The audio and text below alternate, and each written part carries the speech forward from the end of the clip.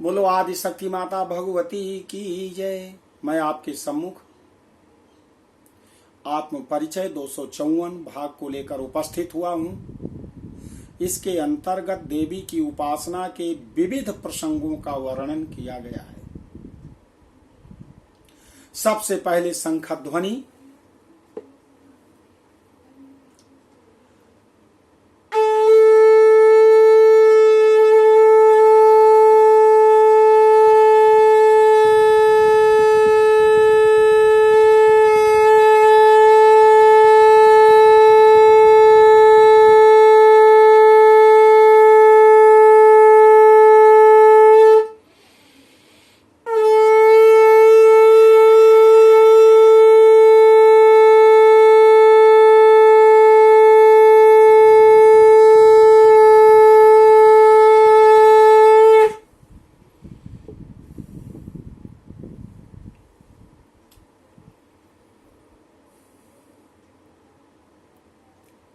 आदि शक्ति माता भगवती ने कहा, पुत्र नारद, आपने विभिन्न प्रकार के नरकों का वर्णन सुना है। अब आप मुझे बताइए क्या सुनना चाहते हैं। महर्षि जैमिनी ने कहा, हे महाराज जन्मेजय, आप क्या सुनना चाहते हैं उस विषय में पूर्ण रूप से बताइए। नारद जी कहते हैं, हे मां, आपकी आराधना रूपी धर्म का स्वरूप क्या है? किस प्रकार से उपासना करने पर परम पद प्राप्त होता है? आपकी आराधना की विधि क्या है मां? कैसे, कब और किस स्तोत्र से आराधना करने पर आप कष्टप्रद नरक रूपी दुर्ग से उद्धार करके त्राणदायिनी बन जाती हैं मां, बताइए। आदि शक्ति माता भगवती ने कहा कि हे पुत्र श्री हरि नारायण, मेरे विषय में नारद को बताइए। अब पूरी दुनिया को ज्ञान हो कि विभिन्न प्रकार से नरकों से बचने के लिए कौन सा उपाय है। श्री हरि नारायण कहते हैं, हे विद्वत्वर, जिस प्रकार धर्म पूर्वक आराधना करने से देवी स्वयं प्रसन्न हो जाती हैं, उसे अब आप एकाग्रचित्त होकर सुनिए। हे नारद, जैसा स्वधर्म का स्वरूप बताया गया है उसे भी सुनिए। हे मुनि, इस अनादि संसार में सम्यक रूप से पूजित होने पर देवी घोर संकटों में स्वयं रक्षा करती हैं। वह भगवती जिस प्रकार लोक में पूजी जाती है, यह विधि भी सुनिए। शुक्ल पक्ष की प्रतिपदा तिथि में घृत से देवी की पूजा करनी चाहिए और ब्राह्मण को घृत का दान करना चाहिए। ऐसा करने वाला सदा निरोग रहता है। द्वितीया तिथि को शर्करा से जगदम्बा का पूजन करना चाहिए और ब्राह्मण को शर्करा का दान करना चाहिए। ऐसा करने वाला मनुष्य दीर्घजीवी होता है।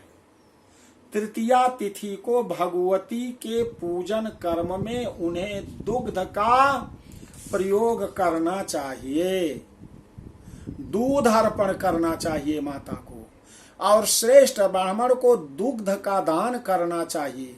ऐसा करने से मनुष्य सभी प्रकार के दुखों से मुक्त हो जाता है।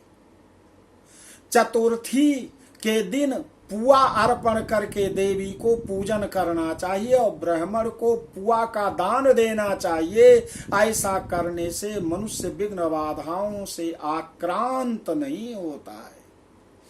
पंचमी तिथि को भगवती का पूजन करके उन्हें केला अर्पण करना चाहिए। ब्राह्मण को केले का दान करें। ऐसा करने से मनुष्य बुद्धिमान होता है।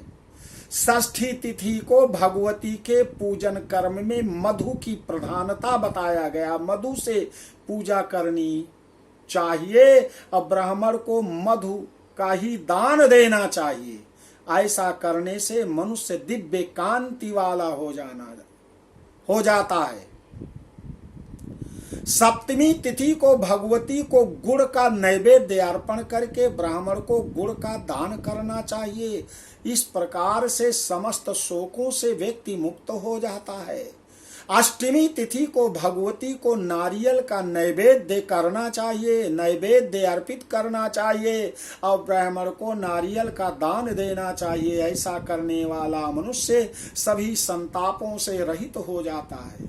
नवमी के दिन भगवती को लावा अर्पण करने के बाद ब्राह्मण को लावा का दान करना चाहिए। इससे मनुष्य इस लोक तथा परलोक में परम सुखी होता है। दसवीं तिथि को भगवती को काले तिल से पूजा करनी चाहिए, अर्पित करना चाहिए। ब्राह्मण को उसी तिल का दान करने से मनुष्य को यमलोक का भय नहीं रह जाता है। जो मनुष्य एकादशी तिथि को भगवती को दधी अर्पित करता है और ब्राह्मण को दधी का दान करता है, वह देवी का परम प्रिय बन जाता है। हे नारद, जो द्वादशी के दिन भगवती को चिवड़े का भोग लगाकर आचार्य को ब्राह्मण को चिवड़ा दान करता है, वह भगवती का प्रिय पात्र बन जाता है। जो त्रयोदशी को भगवती को चना अर्पित करता है और ब्राह्मण को चने का दान देता है, वह प्रजाओं तथा संतानों से सदा संपन्न रहता है। जो मनुष्य चतुर्दशी के दिन भगवती को सत्तू अर्पण करता है और ब्राह्मण को सत्तू का दान करता है, वह भगवान शंकर का प्रिय हो जाता है। जो मनुष्य पूर्णिमा तिथि को भगवती जिनका नाम है अपर्णा, खीर का भोग लगाता है और श्रेष्ठ ब्राह्मण को खीर प्रदान करता है, वह अपने सभी पितरों का उद्धार कर देता है। हे महामुनि, देवी की प्रसन्नता के लिए उसी तिथि को हवन भी बताया गया है जिस तिथि में नैवेद्य के लिए जो वस्तु बताई गई है। उसी वस्तु से उन तिथियों में हवन करने से सभी विपत्तियों का नाश हो जाता है। रविवार को खीर का नैवेद्य अर्पण करना चाहिए। सोमवार को दूध अर्पण करना चाहिए। मंगलवार को केले का भोग लगाना चाहिए। बुधवार को ताजा मक्खन भोग के लिए लाना चाहिए और भोग लगाना चाहिए। गुरुवार को रक्त शर्करा से भोग लगाना चाहिए। शुक्रवार को श्वेत शर्करा से भोग लगाना चाहिए और शनिवार को गाय का घृत नैवेद्य के रूप में बताया गया है। हे मुनि, अब 27 नक्षत्रों में दिए जाने वाले नैवेद्य के विषय में सुनिए। घी, तिल, चीनी, दही, दूध, मलाई, लस्सी, लड्डू, फेड़िका, घृत, मंड, शक्कर पारा, कंसार, गेहूं के आटे तथा गुड़ से निर्मित पदार्थ, पंजीरी, बटपत्र, पापड़, घेवर, बटक माने बड़ा, कोकरस माने खजूर का रस, घृत मिश्रित चने का चूर्ण, मधु, सूरन, गुड़, चिवड़ा, दाख, खजूर, चारक, पुआ, मक्खन, मूंग का लड्डू और बिजौरा, नींबू। हे नारद, ये 27 नक्षत्रों के नैवेद्य बताए गए हैं। तो आपने माता भगवती के पूजन की विधि को सुन रहे हैं। इसके आगे की विधि पूजन की मैं आगे के परिच्छेद में बताऊंगा। शुरू से अंत तक आप भगवती के इस अनमोल ज्ञान को, दुर्लभ ज्ञान को आप सुने। देवी भागवत महापुराण को, इससे माता भगवती की कृपा प्राप्त होगी। बोलो आदि शक्ति माता भगवती की जय।